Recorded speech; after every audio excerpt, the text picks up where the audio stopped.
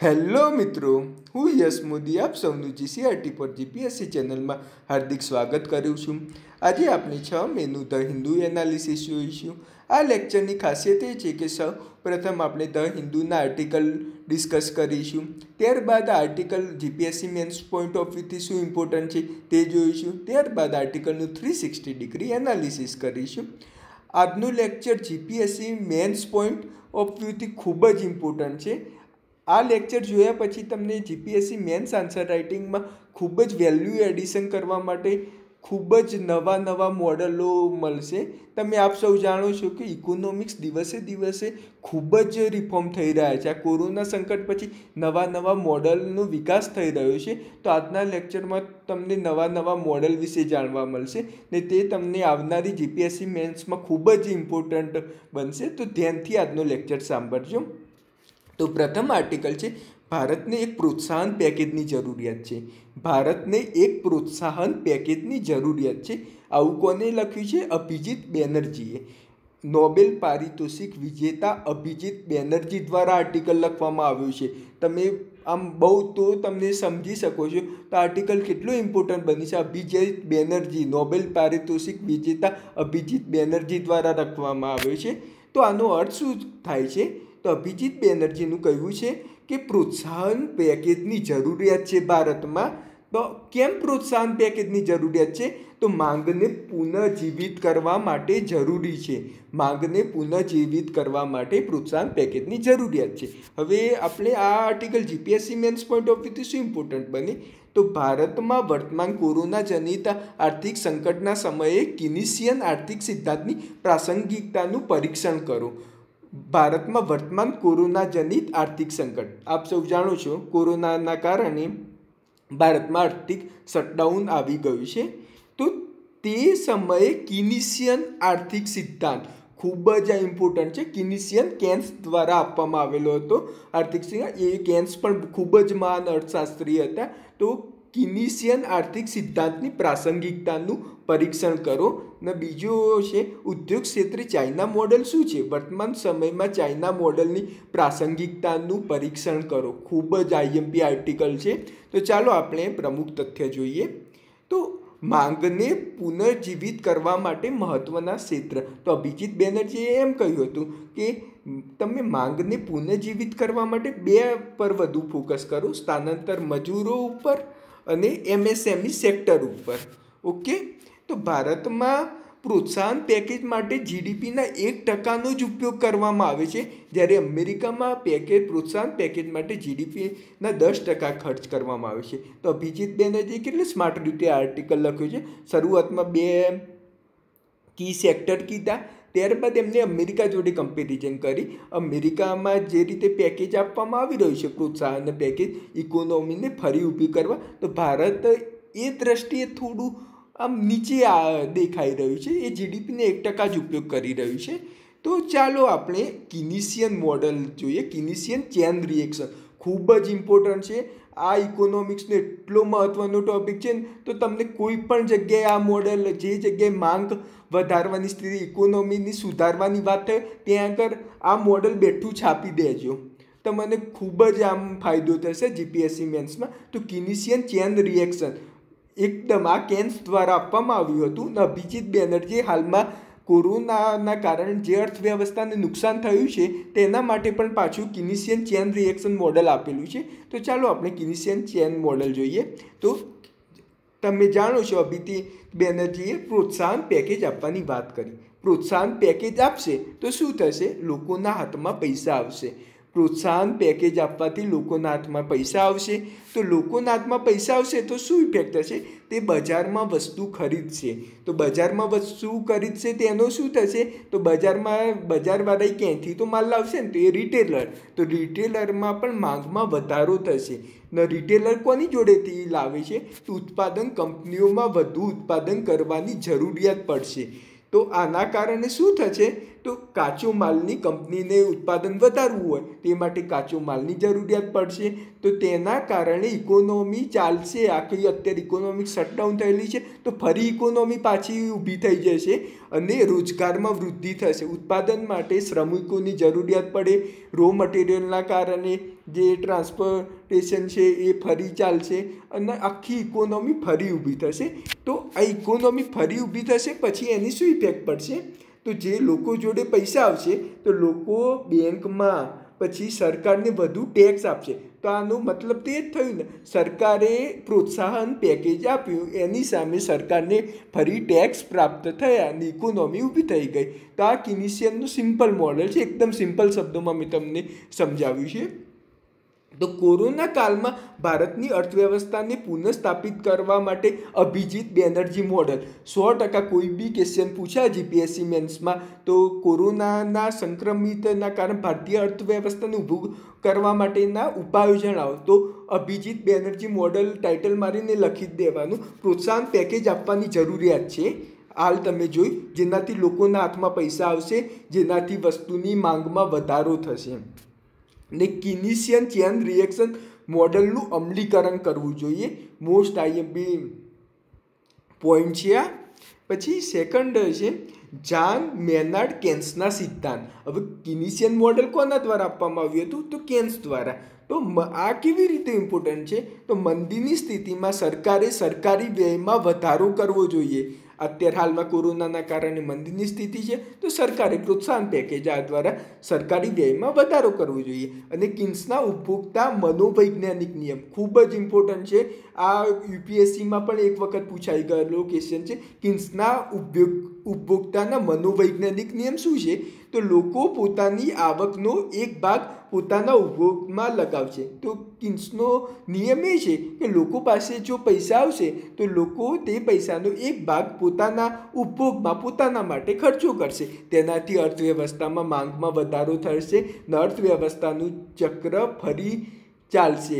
જેમ કે અત્યારે અર્થવ્યવસ્થા એકદમ ડાઉન છે તો એ માટે માંગમાં વધારે, લોકો જોડે પૈસા જ નથી તો એ માટે શું કરવું? સરકારે પ્રોત્સાહન પેકેજ આપવું પડશે. 1930માં મંદી આવી હતી, ત્યારબાદ કિન્સ મોડલ દ્વારા જ આ મોડલ દ્વારા જ પાછું તેજી લાવવામાં, ઇકોનોમિક સ્ટેબલ કરવામાં આવી હતી. તો આ એ મોડલ ખૂબ જ ઇમ્પોર્ટન્ટ છે. હવે ઉપયોગમાં ફલન, આ ડેફિનેશન પણ ઘણી જગ્યાએ પૂછાય છે. વ્યક્તિ પોતાની માટે જે ખર્ચ કરે છે તેને ઉપભોગ ફલન કહે છે. ઉપભોગ ફલન, વ્યક્તિ પોતાની માટે જે ખર્ચો કરે છે તેને ઉપભોગ ફલન કહે છે. ઉપભોગની માત્રા વ્યક્તિની આવક પર ડિપેન્ડ કરે છે. એકદમ સિમ્પલ વસ્તુ છે. ધારો કે તમારી આવક 25,000 હોય તો તમે 25,000માંથી ખર્ચો કરશો તો 5,000 અથવા 10,000 કરશો. જો તમારી આવક 5,000 હોય તો તમે 500 રૂપિયા ખર્ચો કરશો. તો આવક ઉપર જ વ્યક્તિની આવકની માત્રા પર ડિપેન્ડ કરે છે. આવકમાં વૃદ્ધિ ઉપભોગમાં વૃદ્ધિ થશે, આવકમાં વૃદ્ધિ ઉપભોગમાં વૃદ્ધિ થશે. આવક શૂન્ય હોવાની સ્થિતિમાં પણ ઉપભોગ શૂન્ય નથી થતો. મોસ્ટ આઈએમપી કેન્સનો આ નિયમ છે. આવક, ધારો કે તમારા કોરોનાના કારણે તમારી આવક શૂન્ય થઈ ગઈ, તમારો પગાર બંધ થઈ ગયો, તો પણ તમે તો કોઈ વસ્તુ, તમારી જીવન જરૂરિયાતની વસ્તુ માટે તો તમારે ખર્ચો કરવો જ પડશે ને. એટલા માટે ઉપભોગ શૂન્ય થઈ ગયો તો પણ આવક શૂન્ય થઈ ગયો તો પણ ઉપભોગ શૂન્ય કદી પણ ના થાય. તો તમે શું કરશો? તમારા જોડે પૈસા જ નહીં હોય તો તમે કોઈની જોડેથી લોન લેશો, પરંતુ લોન આપવાવાળા જોડે પણ હાલની સ્થિતિમાં પૈસા તો હોવા જોઈએ ને. એટલા માટે આવક શૂન્ય હોવાની સ્થિતિમાં પણ ઉપભોગ શૂન્ય નથી થતો. હવે આ સેકન્ડ આર્ટિકલ ખૂબ જ ઇમ્પોર્ટન્ટ છે. ચાઇના ઉદ્યોગ મોડલ વર્તમાન સમયની પ્રાસંગિકતા છે. ધ્યાનથી સમજો, ચાઇના ઉદ્યોગ મોડલ વર્તમાન સમયની પ્રાસંગિકતા છે. તો ચાઇના ઉદ્યોગ મોડલ શું છે? તો સૌ પ્રથમ ચાઇના ઉદ્યોગ મોડલ ધ્યાનથી સમજો. તમે એક ક્વેશ્ચન યુપીએસસીમાં પણ બહુ વાર પૂછાઈ ગયેલો છે તો એ ખાલી ધ્યાનથી હું તમને ચર્ચા કરું છું. તો ભારતની ઇકોનોમી, આમ જનરલી ઇકોનોમીની ચેન એવી હોય કે કૃષિ ક્ષેત્રમાંથી ઉદ્યોગ ક્ષેત્ર અને ઉદ્યોગ ક્ષેત્રમાંથી સેવા ક્ષેત્ર તરફ જતું હોય. કૃષિમાંથી ઉદ્યોગ અને ઉદ્યોગમાંથી સેવા ક્ષેત્રની ચેન હોય. તો જ્યારે વિકાસશીલ દેશો હોય તો ત્યારે તેમાં કૃષિ સેક્ટરનો મુખ્ય ભાર હોય, પછી ત્યારબાદ ઉદ્યોગ ક્ષેત્ર મજબૂત થાય, ત્યારબાદ સેવા સેક્ટરનો મુખ્ય ભાર હોય. પરંતુ ભારતમાં કૃષિ ક્ષેત્રથી ડાયરેક્ટ સેવા ક્ષેત્ર તરફ ગયું, તેના કારણે ઘણી બધી માળખાકીય સંરચનામાં ઘણા બધા પ્રોબ્લેમ ઉત્પન્ન થયા છે. તો આ ઉદ્યોગ એ માટે આ ચાઇના ઉદ્યોગ મોડલ કેવી રીતે ઉપયોગ બની શકે? તમે જાણો છો ચાઇના વિશ્વનું મેન્યુફેક્ચરિંગનું હબ કહેવામાં આવે છે. તો એ કેવી રીતે બન્યું એ પણ જાણવું બહુ જરૂરી છે. ને બન્યું તો બન્યું, પણ એ ભારત માટે કેવી રીતે લાગુ કરી શકાય એ પણ ખૂબ જ ઇમ્પોર્ટન્ટ છે. તો દરેક જિલ્લા ચાઇનામાં શું હોય, દરેક જિલ્લામાં જિલ્લાની નજીક જિલ્લાની ખાસિયતને આધારે ઉદ્યોગ સ્થાપવામાં આવે છે. આ ધારો કે ચાઇના છે, તેમના દરેક અલગ અલગ આ જિલ્લા છે તેમ સમજી લો.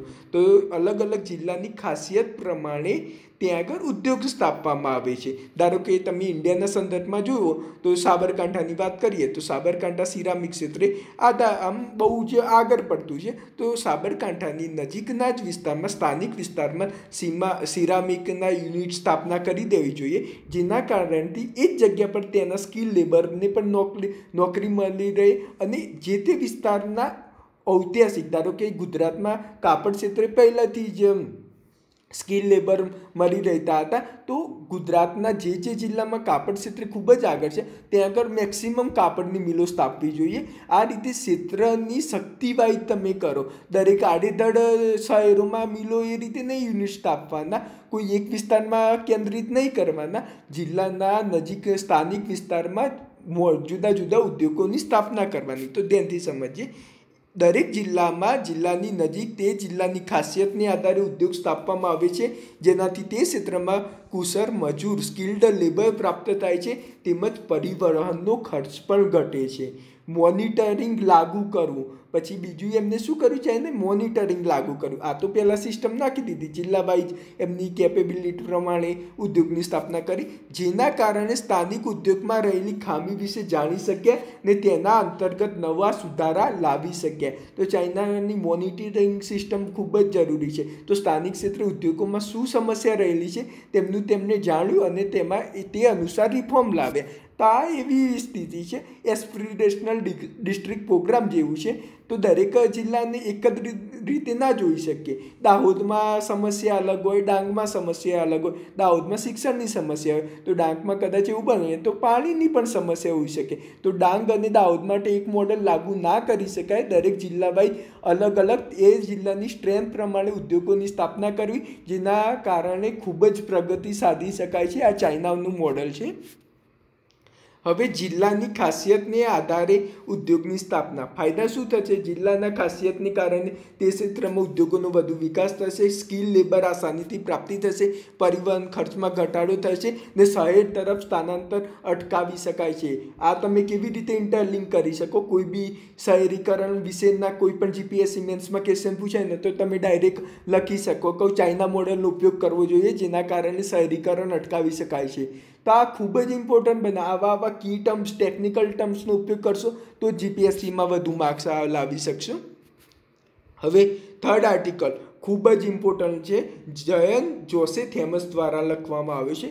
ખૂબ જ ભારતની વૃદ્ધિને પ્રોત્સાહન કરવા મજૂરી દર, વેતન દરમાં વધારો કરો. તો આગળ અભિજીત બેનર્જીએ શું કર્યું હતું? તો ભારતમાં ઇકોનોમિક સ્ટેબિલિટી લાવવા માટે પ્રોત્સાહન પેકેજ આપવું જોઈએ. તો આને એક સ્ટેપ આગળ લાયા. તો આ જયન જોસે થોમસ મોડલ કહેવાય છે, જેમાં એમને કીધું બરાબર છે પ્રોત્સાહન પેકેજ તો તમે આપો, પરંતુ સાથે સાથે શ્રમિકોના મજદૂરી દરમાં પણ વધારો કરો. તો ચાલો આપણે જોઈએ આ ભારતના જીપીએસસી મેન્સ પોઈન્ટ ઓફ વ્યૂથી આર્ટિકલ શું ઇમ્પોર્ટન્ટ છે. તો ભારતમાં પ્રવાસન પ્રવૃત્તિઓ પર ચર્ચા કરો. ખૂબ જ ઇમ્પોર્ટન્ટ. ભારતમાં પ્રવાસન પ્રવૃત્તિઓ પર ચર્ચા કરો. પ્રવાસન પ્રવૃત્તિ એટલે આંતરિક સ્થાનાંતર, બાહ્ય સ્થાનાંતર, બંને વિશે ડિસ્કસ કરવું પડે. પ્રવાસન જુદા જુદા પ્રકારના હોય છે. ગ્રામીણથી શહેરી હોય, શહેરીથી શહેર વચ્ચે હોય, રાજ્યથી રાજ્ય વચ્ચે હોય, પછી આંતરરાષ્ટ્રીય પણ પ્રવાસન હોય છે. તો જુદા જુદા હોય, દરેકે દરેક સમજવું જરૂરી છે. હવે પ્રમુખ તથ્ય શું છે તો આર્થિક સંકટમાંથી બહાર આવવાના માર્ગ અમને ખૂબ જ જોશે ફેમસે ખૂબ જ મસ્ત માર્ગ આપે છે ઉપભોગ વધારીને. એ તમે પ્રોત્સાહન પેકેજ આપીને ઉપભોગ વધારી શકાય. ગરીબોને આર્થિક સહાય કરીને ગરીબો જોડે પૈસા આવશે ત્યારે તો માંગ ઉત્પન્ન થશે, ત્યારે તો ઇકોનોમિક પાછી સ્ટેબિલિટી ઊભી થશે. તો ખૂબ જ ઇમ્પોર્ટન્ટ છે. ને બુનિયાદી ઢાંચામાં વધુ પૈસા ખર્ચ કરવાની જરૂરિયાત છે. બુનિયાદી ઢાંચા જે બેઝિક ઇન્ફ્રાસ્ટ્રક્ચર હોય તેમાં ખૂબ જ વધુ પૈસા ખર્ચવાની જરૂર છે. તો બેઝિક તમને એવું થશે. બુનિયાદી ઢાંચા એટલે શું તો સ્વાસ્થ્ય, શિક્ષણ, પોષણ આ બધા બુનિયાદી ઢાંચું કહેવાય. આ સ્ટ્રેન્થ હશે શિક્ષણ સ્ટ્રેન્થ હશે તો આપણી પેઢી પણ સ્ટ્રેન્થ બનશે. એટલા માટે બુનિયાદી ઢાંચામાં વધુ પૈસા ખર્ચવાની જરૂર છે. આરોગ્ય ક્ષેત્રે પણ તમે વધુ પૈસા ખર્ચી શકો છો. હવે પ્રોત્સાહન પેકેજની જરૂરિયાત કેમ છે? તમને હવે એવું ક્વેશ્ચન થશે કે સર પ્રોત્સાહન પેકેજની જરૂરિયાત કેમ છે? તો 2018માં કુલ શ્રમ શક્તિમાંથી માત્ર 12.1%ને જ સામાજિક સુરક્ષા ઉપલબ્ધ છે. તો 2018નો ડેટા આમાં આપવામાં આવ્યો છે. તો 2018માં 471.5 મિલિયન ભારતમાં શ્રમિકો હતા. તો તેમાંથી 12.1%ને જ સામાજિક સુરક્ષા ઉપલબ્ધ, એટલે વીમો છે, પેન્શન હોય છે, એ બધી સુવિધા માત્ર 12.1%ની. તો 88% તો એવા જ મજૂરો છે જેમને કોઈ સામાજિક સુરક્ષા જ નથી ઉપલબ્ધ. એટલા માટે પ્રોત્સાહન પેકેજની જરૂરિયાત છે. પ્રવાસનની પ્રવૃત્તિને અટકાવવા કેવા ફેરફાર લાવવાની જરૂરિયાત છે? તો સૌપ્રથમ રિપોર્ટ જોઈએ. 2011ની જનગણના અનુસાર 54.3 મિલિયન આંતરિક પ્રવાસન, તેમાંથી 48.9% યુપી, બિહાર, રાજસ્થાન, એમપીમાં પ્રવાસીઓ છે. આ પ્રિલિમ પોઈન્ટ ઓફ વ્યૂથી ખૂબ જ રિપોર્ટ ઇમ્પોર્ટન્ટ છે. તો 2011માં 54.3 મિલિયન લોકોએ આંતરિક પ્રવાસન કર્યું. તો તેમાંથી 48.9% લોકો તો યુપી, બિહાર, રાજસ્થાન અને એમપીના હતા. આ યુપી આખો આજે ઉત્તર ભારતનો પટ્ટો છે ને, યુપી, બિહાર અને રાજસ્થાન ને એમપીના હતા. તેમ સમજી શકીએ કે આ સ્ટેટમાં કહું જે રોજગારની ઉપલબ્ધતા હોય એ પૂરતા પ્રમાણમાં નથી. તેથી જ કોઈ એ રાજ્યના લોકો બીજા રાજ્યમાં જાય છે. આપ સૌ જાણો છો યુપી, બિહારથી ગુજરાતમાં બહુ જ શ્રમિકો કામ કરવા માટે આવે છે. તો આ ડેટા ખૂબ જ ઇમ્પોર્ટન્ટ છે. આ 4 રાજ્યોમાંથી 48.9% પ્રવાસીઓ હોય છે. હવે આશીષ બોઝે આવા રાજ્યો માટે બીમારું રાજ્ય શબ્દનો ઉપયોગ કર્યો છે. ખૂબ જ ઇમ્પોર્ટન્ટ છે. આ 4 રાજ્ય માટે આશીષ બોઝે બીમારું રાજ્યનો શબ્દનો ઉપયોગ કર્યો છે. હવે આ ચેન્જીસ કેવી રીતના લાવી શકાય? તો નીતિગત બદલાવની જરૂરિયાત છે. તો આંતરિક સ્થાનાંતર અટકાવવા માટે શું કરવાની જરૂરિયાત છે? નીતિગત બદલવાની જરૂરિયાત છે. આ 4 રાજ્ય માટે અલગ ઇકોનોમિક પોલિસી બનાવવાની જરૂર છે. ઉદાહરણ તરીકે ચાઇના મોડેલ પણ તમે રજૂ કરી શકો, ઉપયોગ કરી શકો. હવે ઇન્ડિયાની સમસ્યા જે છે કે ઉપરથી દરેક માટે એક જ ઇકોનોમિક પોલિસી બનાવવામાં આવે છે, પરંતુ દરેક રાજ્યની સમસ્યા અલગ અલગ હોય છે. તે માટે દરેક રાજ્ય પ્રમાણે નવી ઇકોનોમિક પોલિસી બનાવવાની તત્કાલીન સમયની માંગ છે. નવી એગ્રીકલ્ચર પોલિસીની જરૂરિયાત છે. ભારતમાં મોન્સૂન વિવિધતા જોવા મળે છે. તેથી દરેક રાજ્ય માટે એક એગ્રીકલ્ચર પોલિસી યથાર્થ નથી. આ ખૂબ જ ઇમ્પોર્ટન્ટ ક્વેશ્ચન છે. તો ભારતમાં કેમ એક એગ્રીકલ્ચર પોલિસી જરૂરિયાત નથી? તો ભારતમાં મોન્સૂન વિવિધતા જોવા મળે છે. કેરળમાં ક્યારે વરસાદ આવે, ગુજરાતમાં બધાનો ટાઈમ ડિફરન્સ હોય છે. તમિલનાડુમાં તો શિયાળામાં વરસાદ આવે છે. તો બધા માટે એક એગ્રીકલ્ચર પોલિસી ના લાગુ કરી શકાય. દરેક રાજ્ય માટે અલગ અલગ તે ક્ષેત્ર રાજ્યની સ્ટ્રેન્થ પ્રમાણે પોલિસી બનાવવી જોઈએ. હવે ચોથો આર્ટિકલ ખૂબ જ ઇમ્પોર્ટન્ટ છે. ભારતમાં કૃષિમાં વધતું મહિલાકરણ ખૂબ જ ઇમ્પોર્ટન્ટ વસ્તુ છે. ભારતમાં કૃષિમાં વધતું મહિલાકરણ. આ ક્વેશ્ચન યુપીએસસી મેન્સમાં પહેલાં પણ પૂછાઈ ગયેલો છે. ભારતમાં કૃષિમાં વધતું મહિલાકરણ ના કદાચ 2018-19 ઇકોનોમિક સર્વેમાં પણ આનો ઉલ્લેખ કરવામાં આવે છે. તો ભારતમાં કેમ દિવસે કૃષિમાં મહિલાઓનું પ્રમાણ વધતું જાય છે? તો જીપીએસસી મેન્સમાં કેવા ક્વેશ્ચન પૂછી શકાય? ભારતમાં કૃષિમાં વધતા જતા મહિલાકરણના પાછળના કારણો જણાવો. ભારતમાં જે મહિલાકરણ થઈ રહ્યું છે કૃષિ તેના કારણો તો આપણે સમજીએ 2005માં કૃષિ અને તેના સંબંધિત ક્ષેત્રમાં 64.1% લોકો જોડાયેલા હતા. ધ્યાનથી સમજો 2005માં કૃષિ અને તેના સંબંધિત ક્ષેત્રમાં 64.1% લોકો જોડાયેલા હતા, જે 2011માં માત્ર 49.1% જ છે. તો જોયું તમે 2005થી 2011 સુધીમાં 64 એટલે 15% જેટલા લોકોએ તો કૃષિ છોડી દીધી. તો 2005થી 2018માં 19.3 મિલિયન લોકોએ કૃષિ છોડી દીધી. તો હવે એવું કારણ તો હશે, કૃષિ કોઈ વ્યક્તિ કેમ છોડે?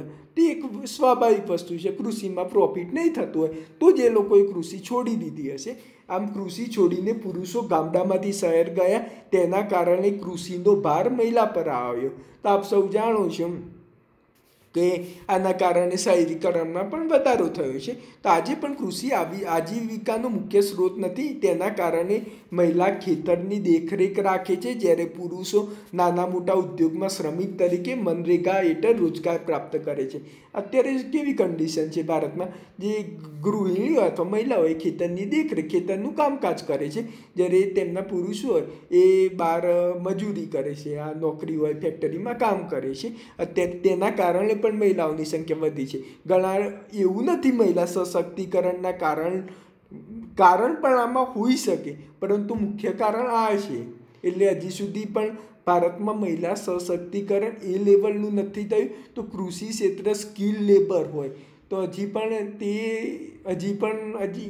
ચેલેન્જ આવી રહ્યા છે, તો ધીરે ધીરે રિફોર્મ આવી રહ્યા છે. હજી પણ એ ત્યાં સુધી પહોંચ્યા નથી ભારત.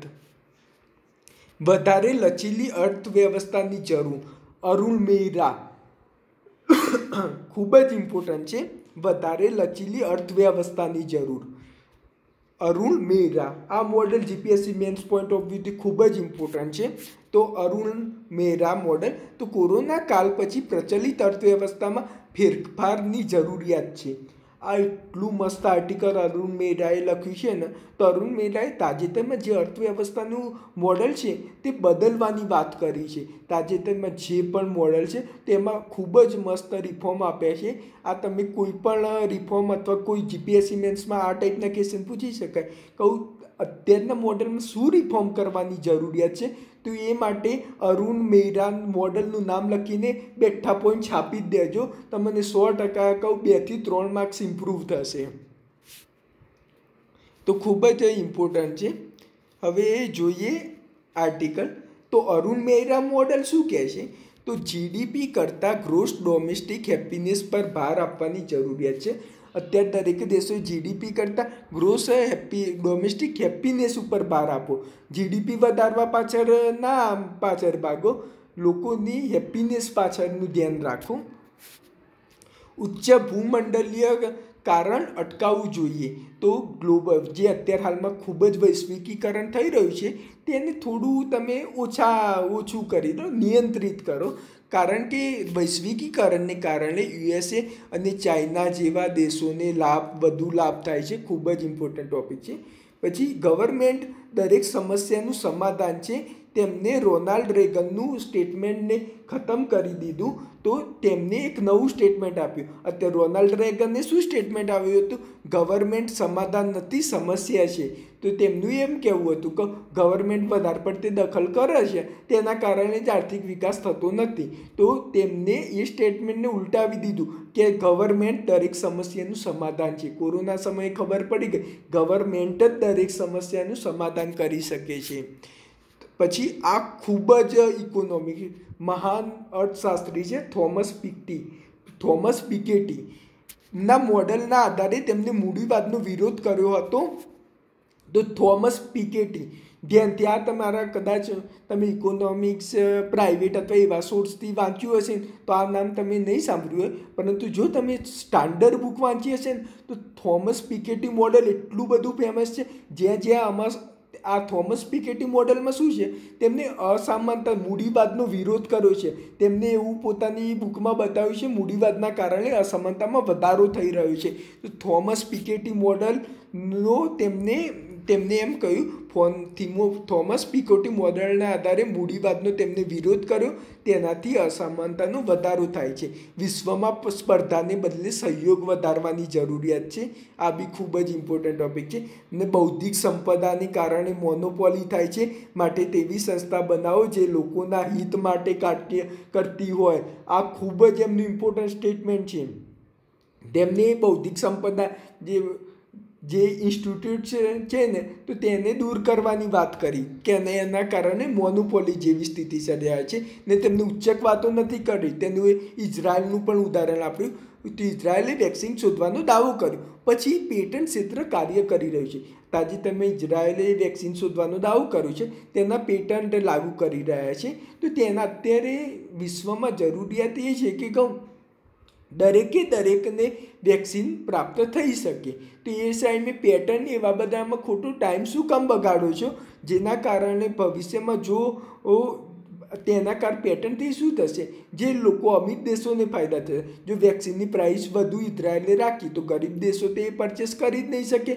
તો છેવાડાના વ્યક્તિને વેક્સિનનો લાભ પ્રાપ્ત નહીં થાય. તે માટે તેમને કહ્યું બૌદ્ધિક સંપદાના કારણે મોનોપોલી થાય છે, માટે તેવી સંસ્થા બનાવો જેના કારણે આ મોનોપોલી દૂર કરી શકાય ને છેવાડાના વ્યક્તિને ફાયદો થાય. તો ચાલો જય હિન્દ મિત્રો. આજે તમે ઘણા બધા ઇકોનોમિક્સના મોડેલ શીખ્યા. આ લેક્ચરનો મુખ્ય હેતુ જીપીએસસી પ્રિલિમિનરી સાથે જીપીએસસી મેન્સની પણ પ્રિપરેશન કરે. ઘણા લોકો મને એમ પૂછે છે કે જીપીએસસી પ્રિલિમ અને મેન્સની પ્રિપરેશન અલગ અલગ હોય. તો ના, જીપીએસસી તમને મેન્સ રિલેટેડ કોન્સેપ્ટ ક્લિયર હશે તો પ્રિલિમિનરી તો જસ્ટ ખાલી ફેક્ટ બેઝ હોય છે. તો તે તો તમે આરામથી ક્લિયર કરી શકશો. તો એટલા માટે જીપીએસસી પ્રિલિમિનરી સાથે જીપીએસસી મેન્સ આન્સર રાઇટિંગની પણ પ્રેક્ટિસ સ્ટાર્ટ કરી દો, તો તમને ખૂબ જ બેનિફિટ થશે. તો આ લેક્ચરને વધુમાં વધુ લાઇક કરો, કોમેન્ટ કરો અને શેર કરો, જેનાથી અમને વધુમાં વધુ મોટિવેશન મળશે. ગુજરાતની એકમાત્ર જે સીઆરટી ફોર જીપીએસસી ચેનલ છે જે જીપીએસસી મેન્સ પોઈન્ટ ઓફ વ્યૂથી ભણાવે છે. નહીં તો બધા ફેક્ટની વાતો કરીને ઉચ્ચક બોલીને જતા રહેશે. તો આ જીપીએસસી મેન્સ પોઈન્ટ ઓફ વ્યૂથી ખૂબ જ ઇમ્પોર્ટન્ટ લેક્ચર છે. તો વધુમાં વધુ લાઇક કરો, કોમેન્ટ કરો અને લેક્ચર કેવો લાગ્યો એ કોમેન્ટ જરૂર કરજો. જય હિન્દ, જય ભારત.